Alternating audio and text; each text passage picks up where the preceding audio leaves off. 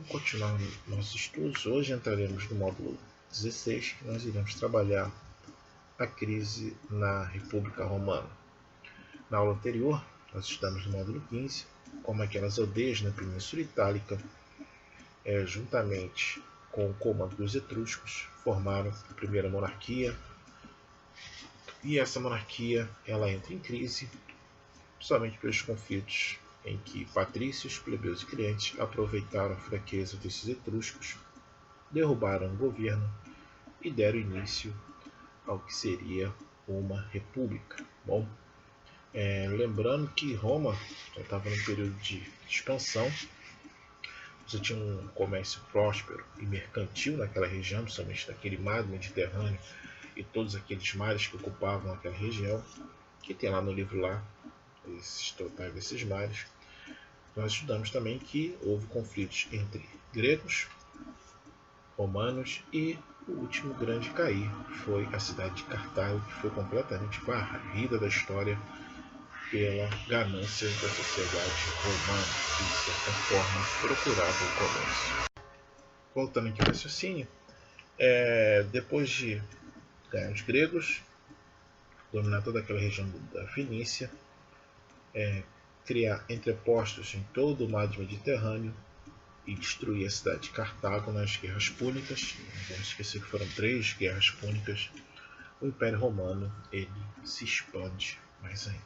Bom, entre o século I e II foi um grande período dessas conquistas, aonde você vai ter uma expansão desse império que vai atingir até o seu fim, que nós vamos ver no próximo módulo. Cresceu de uma tal forma que da mesma forma não conseguiu se manter. Bom, então você vai ter um aumento da mão de obra escrava desse Império Romano, e isso vai começar a gerar um dos primeiros conflitos, que é marcado como início da sua própria decadência. Bom, lembrando que os escravos eram pessoas que vinham nessa condição somente depois que Roma chegava em determinados lugares e dominavam as regiões. E juntamente com isso, quando aquele patrício começou a substituir a mão de obra da plebe e dos clientes por escravos, esses passaram a migrar para os centros urbanos, o que nós chamamos isso de êxodo rural.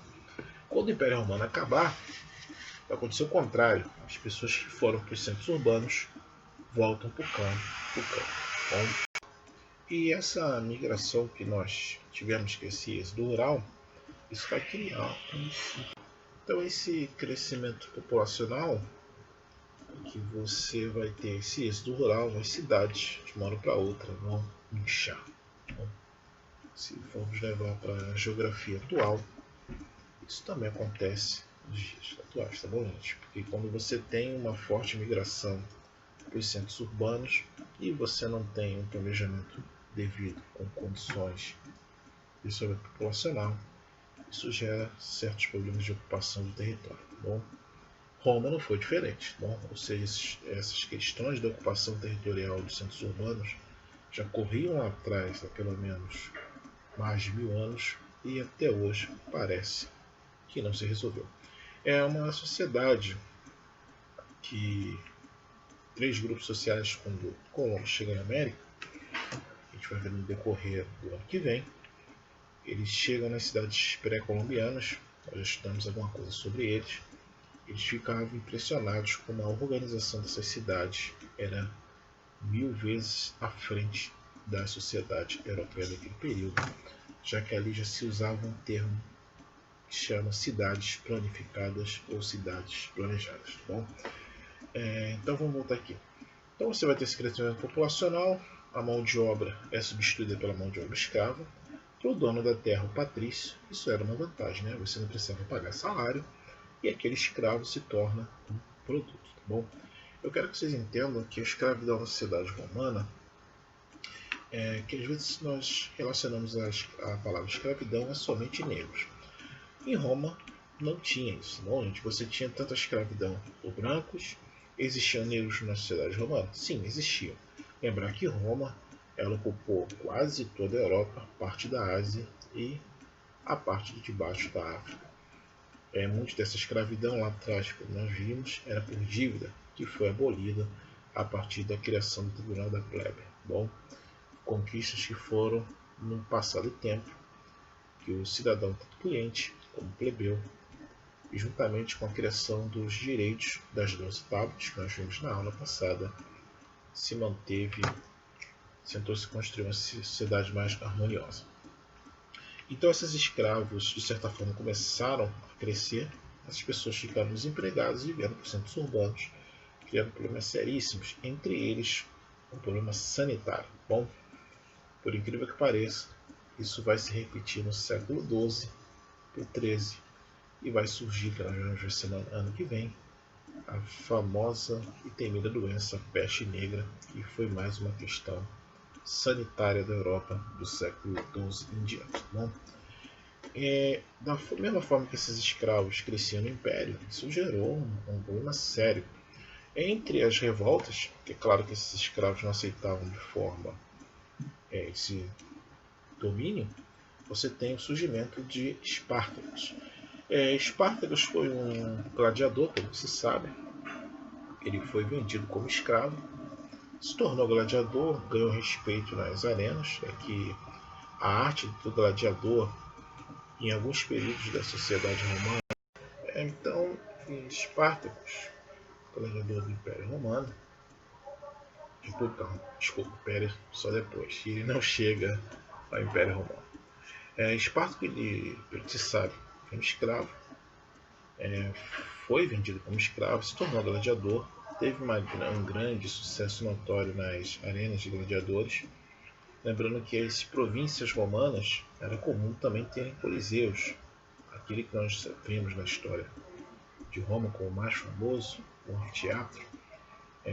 Isso vai surgir bem depois da morte de Espartacus, e em regiões onde o Império Romano chegou, você tem também a construção de obras bem parecidas, como o Coliseu. Ele conseguiu um sucesso notório, ele escapou juntamente com os escravos e começou a unir novos escravos. Ele chegou a ter um exército aproximadamente de 90 mil homens. 90 mil homens contra o Império, contra a República Romana. Houve batalhas por toda a região itálica, ele teve sucessivas vitórias, apesar de serem gladiadores, não terem uma organização militar, mas eles tinham habilidade em combate. Por Roma detonar, destruir essa levante de escravos, ela mandou aproximadamente mais de 10 legiões. Para vocês terem ideia, cada legião, um cálculo por baixo, você tem entre 6 mil a 7 mil homens. Se formos levar hoje para uma organização militar, uma brigada seria equivalente a uma brigada militar, que no máximo chega em torno de 10 mil homens. Tá bom? Estou falando aqui no Brasil. Em outros estados, eu falo países, a configuração pode ser um pouco diferente, ter mais gente ou menos gente. Mas enfim, Espartacus é derrotado, porque houve uma divisão a gente não pode falar que é um exército. Uma parte queria continuar, tentar fugir para que hoje seria a Grécia, e a outra parte resolveu atacar a cidade de Roma, no coração de Roma. É claro que essa divisão, isso ocasionou um enfraquecimento, foram todos derrotados e, pelo que se sabe, quase 6 mil a 7 mil desses gladiadores eles foram crucificados e os seus corpos foram expostos nas vias ápias, onde são as estradas. A gente vai trabalhar mais no próximo módulo. E ali seus corpos deveriam ficar até serem decompostos pelo tempo. Bom, era um recado que o Império Romano deu a esses escravos e os escravos que de alguma forma tentassem criar um levante sobre a República Romana. Bom, é claro que esse conflito isso vai gerar uma grande crise dentro do Império. Novamente, você tinha a escravidão como base da economia romana. E isso vai marcar, esse é somente um dos fatores, vai marcar o fim da República e o início do Império. Esse Império que a gente vai ter formado, nós temos que entender que, da mesma forma que os etruscos caíram, quando se formou a República, a organização política da República também vai cair por questões de interesses. Então você vai ter a entrada dos militares, que na verdade vai ser um golpe militar que vai ser dentro da República e vai se formar um império. Os militares lá atrás já davam um golpe e até hoje na história do mundo você tem intervenção de militares na questão política de formação do Estado. A desculpa que se tem naquele período era a questão da bagunça que a República tinha se tornado. Lembrando que essa República era uma República, de certa forma, corrupta, aonde o Senado, que era comandado pelos patrícios, centralizava o poder numa oligarquia, onde que poucos detinham poder e muitos simplesmente acatavam suas ordens. Apesar de termos a criação do Tribunal da Plebe, os direitos das 2/8, essa centralização se dava ainda. Então você vai ter além disso, você vai ter as invasões germânicas, que você vai ter na parte de cima também do Império Romano, outro fator de enfraquecimento. Então, de certa forma, você vai ter um golpe do exército e no ano 60 a.C., você vai ter o Júlio César, ele se alia a esses generais e forma o que seria o Império.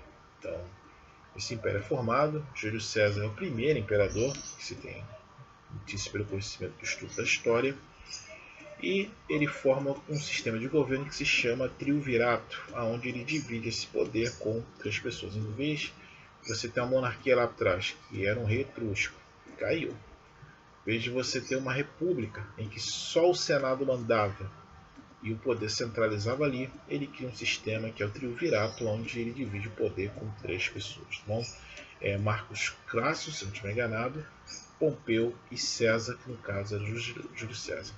E esse período não vai durar muito tempo não. Bom, gente, não vai durar porque, como nós já começamos a estudar, era comum você ter revoltas políticas dentro da sociedade romana. Do outro lado, o Império Romano, o Império, né, ele continua enfrentando as invasões tanto de celtas, germânicos, da Gália, que hoje é no caso da França. Com a morte dos triunviratos, Júlio César se proclama um ditador no ano 44 a.C. Depois ele é morto. Se não estiver enganado, pelo Senado. Isso é uma coisa normal que acontece no Império Romano. O seu filho adotivo Otávio assume no ano 27 a.C. E aí você tem a consolidação do Império. Bom, Otávio ou Augusto, isso depende muito do autor da história que publica sobre Roma, ele se torna um imperador e a ele também é atrelado questões divinas. Tá? Você vê também a questão religiosa, porque ele se torna chefe político, ele se torna chefe militar e se torna chefe religioso desse império.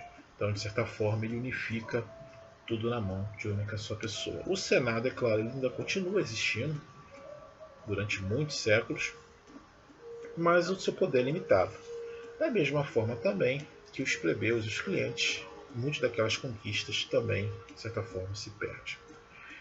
O que se tentou para resolver essa crise foi o que seria, conhecemos hoje como uma reforma agrária, que seria a redistribuição de terras, mas por conflitos e interesses e conspirações, você vai ter essa república caindo e entrando no Império. Roma continuava a se expandir, apesar dessa crise, e já tinha territórios na Europa, na África e na Ásia, com suas colônias.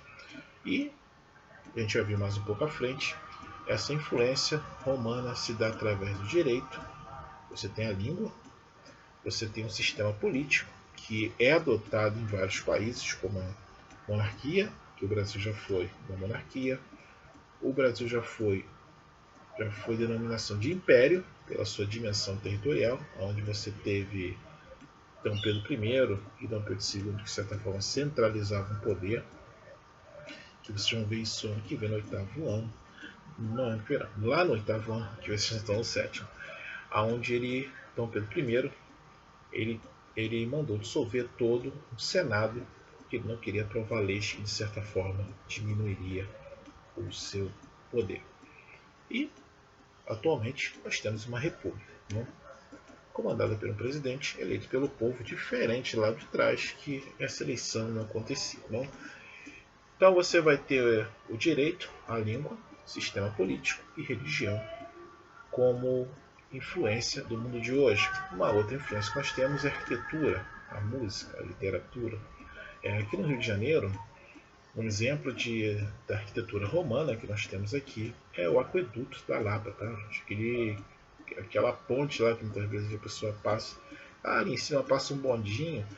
Se nós formos pegar a história daquele aqueduto, aquilo é uma inspiração à arquitetura romana, e esse aqueduto trazia água da parte de cima da cidade do Rio de Janeiro até a parte de baixo, é onde alimentava também o chafariz da Praça 15.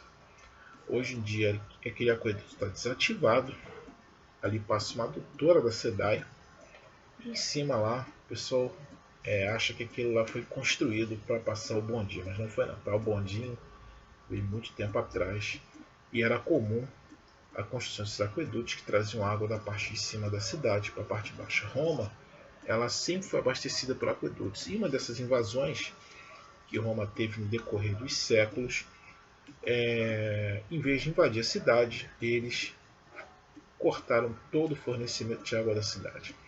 Bom, era uma forma também, de certa forma, de segurar esse domínio. Isso vai acontecer a partir do século 8 ou 9, a gente vai ver mais um pouco à frente. Acho que vamos abordar. Então você vai ter esse império, e esse primeiro imperador ele vai comandar do ano 27 a.C. a 14 depois de Cristo. Bom, ele vai criar um sistema tributário, cobrança de impostos. É aí que ele vai começar a ocupar mais regiões, e aí nós vamos entrar na região da Palestina, do povo hebreu, e ali vai nascer o que seria a base do cristianismo, no caso Jesus, que nós vamos ver como o cristianismo influenciou o Império Romano, isso na próxima aula. Então ele vai criar um sistema tributário, onde se cobra dinheiro para se manter esse império. Agora o exército é um exército profissional, você tem que pagar salário, e também manter a mordomia da parte de cima da classe, que eram os patrícios. Né? Apesar deles terem a diminuição de poder, eles tinham certos privilégios ainda sobre os clientes e os plebeus. Ele cria um judiciário, a partir da base das 12 tábuas. Ele faz um exército mais profissional militar, treinado somente para a questão da expansão. Se torna chefe religioso, e ele incentiva a cultura. Tá? O incentivo da cultura na cidade romana ela é interessante porque se deu através de um senador, Caio Mecenas. E 1000 anos à frente, nós vamos ter um período da história da Europa em que nós vamos ter um renascimento cultural, e todas aquelas pessoas que investem na cultura naquele período eram chamados de mecenas, atribuído a esse senador de 1000 anos atrás, já que a cultura italiana, a cultura greco-romana, como nós chamamos, influenciava o mundo 1000 anos depois. Né? É claro que nesse período do Império nós vamos ter uma coisa chamada Paz Romana, ou Pax Romana, do bom latim. Isso vai durar aproximadamente até 180 depois de Cristo, onde Roma vai se expandir de uma forma, e os conflitos, de certa forma, são evitados por acordos comerciais. Nós chamamos isso hoje você chama aquela região, olha, vamos ocupar de forma pacífica. Se resistirem, o exército, de certa forma, ataca. Se chama de diplomacia. Então, Roma, ele, em vez de entrar diretamente em conflito com povos como germânicos e celtas, ele cria períodos de compensação. Esse império vai crescendo e vai cada vez mais enchendo. E você vai ter novamente futuras dores de cabeça com esses escravos, que nós vamos ver mais um pouquinho à frente. Claro que esse imperador ele é assassinado. E, para vocês terem ideia, no período de 180 anos dessa paz romana, você teve mais de 100 imperadores assassinados. Se você for fazer uma conta aritmética aí, tinha imperador que não durou nem um ano no comando e foi assassinado por conspirações do Senado por interesses econômicos daquela região. Entre os imperadores que a história mais conhece, você tem Calígula. Ele é contraditório por eleger um cavalo como cônsul dele, como seria equivalente a uma representação política do ministro. Você tem Cômodo. O Cômodo é interessante que vocês podem ver. Não, é claro, é um filme, né? No filme Gladiador, tá? Podem procurar o filme Gladiador, que lá aparece o Cômodo.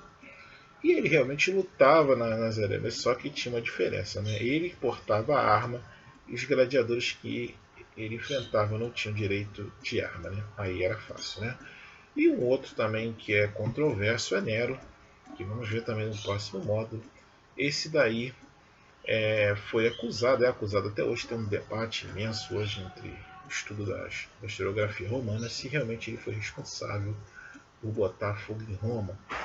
Mas Nero também é lembrado pelo famoso número da besta. Tá? Esse é um assunto que nós vamos ver na próxima aula, para vocês entenderem como esse número é associado a ele. Bom, e por que os cristãos associaram esse número? E esse número se nós formos estudar está relacionado a Nero. Então você vai ter uma monarquia que cai por interesses de um senado que mantém o poder dos patrícios. Você tem uma república que se inicia. Essa república entra em crise, questões econômicas, invasões e também pela crise dos escravos. Essa república cai, mas pela desorganização, já que o império crescia de uma tal forma que um senado, apesar de centralizar o poder, não conseguia administrar toda a dimensão territorial. Você inicia o império com a questão dos Césares, ou primeiro Júlio César, depois o filho dele assume. Você vai ter um período de paz romana, onde Roma vai crescer e praticamente vai dominar quase tudo que se conhecia daquele período ali. E da mesma forma você vai ter esses 4 imperadores que, de certa forma, marcaram esse período. Bom, Cômodo, não se esqueçam, vocês podem ver no filme Gladiador. Calígula e Nero, você tem muito poucos filmes sobre eles, mais documentários. Eu aconselho vocês darem uma olhadinha lá no History Channel, que tem documentário sobre esses dois, mas Cômodo é o filme, no caso do Gladiador. Outra coisa também interessante de se pensar, e da mesma forma como Roma crescia, para vocês terem ideia que o conhecimento que eles tinham de engenharia, tem um episódio quando eles entram na região que seria hoje a Germânica. Um rio, ele de um lado para o outro, esse rio tinha aproximadamente mais de 15 metros de distância de um lado para o outro. Em uma semana, os romanos devastaram uma floresta, que eu agora não sei dizer a questão de espaço, construíram uma ponte de madeira, onde marcharam-se mais de 100 mil soldados, atacaram a região, conquistaram e destruíram a ponte. Vocês terem ideia como a fome de Roma por novos territórios, de certa forma, motivava cada vez mais eles a chegarem a ocupar e, de certa forma, ganhar alguma coisa com esse comércio da região toda do Mediterrâneo, toda da Europa, da Ásia e da África. Da mesma forma que nós vamos ver no próximo módulo, esse império vai crescer que nem um bolo e, como não se sabe controlar, ele vai sofrer uma divisão e, quando chega no ano 476 d.C., o Império Romano, uma das partes, termina e 1000 anos depois, em 1476, é marcado o fim desse império e o último grande império que nós vamos ter na humanidade. É claro que depois do século XX, vamos ver isso mais à frente, tentou-se trazer novamente essa ideia do Império Romano, só que infelizmente na mão de o que nós conhecemos hoje do século XX, ditadores que infelizmente irão levar o mundo à grande Segunda Guerra Mundial, em que os resultados por essa cobiça de expansionismo, de certa forma, vai fazer perder milhões de vidas, mesmo depois de 1000 anos. Bom, e a questão da organização política romana, que nós temos hoje, eu já trabalhei isso com vocês no ano passado, temos o Senado. O Senado não é o mesmo lá de Roma, tá, gente? Aqui os senadores não matam ninguém, não vão matar o presidente, que nem se acontecia lá no Império Romano, em que imperadores e entre os próprios senadores você tinha essas conspirações de morte. Bom, porque o que eu falo isso? Essa questão de organização política, com o passar do tempo, ela sofre alterações. Em cada estado adotou uma forma de Senado, da mesma forma que a criação da legislação municipal, que são as câmaras de vereadores, a Câmara de Deputados Estaduais. Bom, mas eu quero que vocês entendam que a ganância, a questão de riquezas, não vamos esquecer dos espólios de guerra, foi um dos principais motivos em que Roma se expandiu. Onde vocês podem... Então, essa organização, voltando aqui ao raciocínio do Senado, com o passar do tempo e a ocupação dos estados, sofreram alterações. Da mesma forma que a questão política. Bom, então, por hoje, nós terminamos. Escutem os cortes de vídeos, por causa do esses cortes de vídeo, de repente perdeu seu raciocínio de uma palavra para outra, mas eu te continuo. Então, por hoje nós terminamos. Vai subir vídeo lá sobre arquitetura romana. Não deixem de fazer atividades no formulário. E se todos já pegaram os cadernos, vamos começar a fazer os exercícios desde o módulo 15 e agora o módulo 16. E até a próxima aula.